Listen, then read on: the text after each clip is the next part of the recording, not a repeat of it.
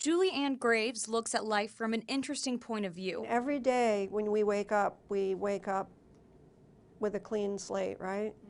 And it's up to us how we want that canvas, if you will, to look by the end of the day. Every day is a new day. Graves tells me the will and drive to better herself drove her to where she is today, Chief Financial Officer at the Vermont Food Bank. But she says it hasn't always been that way. You know, I don't want to dwell on this. It has shaped who I am, and I think it's an important part of the story. Graves recalls her parents divorcing when she was 9 years old and her mother remarrying. My mother moved to her hometown of Barre, Vermont with 4 little girls.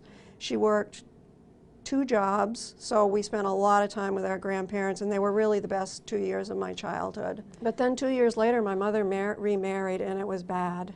It was very volatile and dysfunctional. Troubles at home and difficulty in the classroom. Graves says she struggled with math, algebra to be specific, and it affected her. You know, being told by so many voices when you're young that you can't do anything and you won't amount to anything and you won't be anything.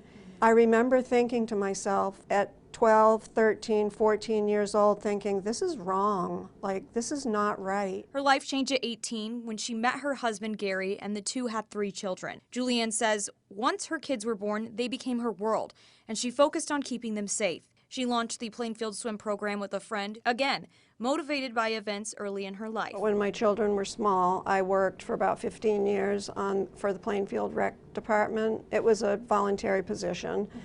But what happened was I almost drowned when I was 4, so I really wanted my kids to learn to swim. After a failed bid for town clerk in Twinfield, Graves' life took a new direction. At age 42, she worked to get her college degree, and that meant conquering algebra. As I'm taking algebra and sitting in class and feeling like I'm in a foreign language class, and I was lost. I remember during the break, I went into the ladies' room and I just cried, and I was like, who do I think I am? And got my associate's degree in accounting. And then I was like, I don't want to be town clerk.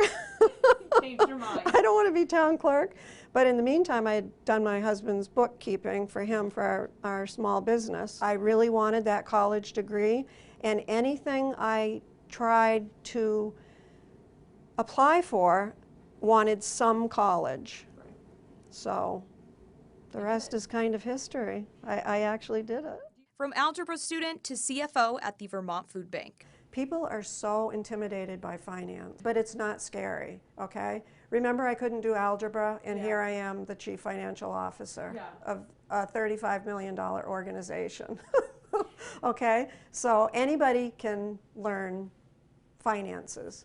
Vermont Food Bank is the largest hunger relief organization in the state, where they distribute to people who are food insecure. We went from distributing 11.7 million pounds of food to over 19 million pounds of food. And last year we did 17 million pounds of food. There's no signs of it letting up. The day I started here, by the end of the day, I knew I was where I was supposed to be. It's just such rewarding work, and to be getting paid for it while I do this work is like an added bonus. Another huge milestone for Julie Ann is that she and her husband are celebrating their 50th wedding anniversary this year. Everything we do in life sets us up for where we are supposed to be now. And that's what makes Julie Ann Graves one of this year's remarkable women. Reporting in Barre, I'm Libby Faro.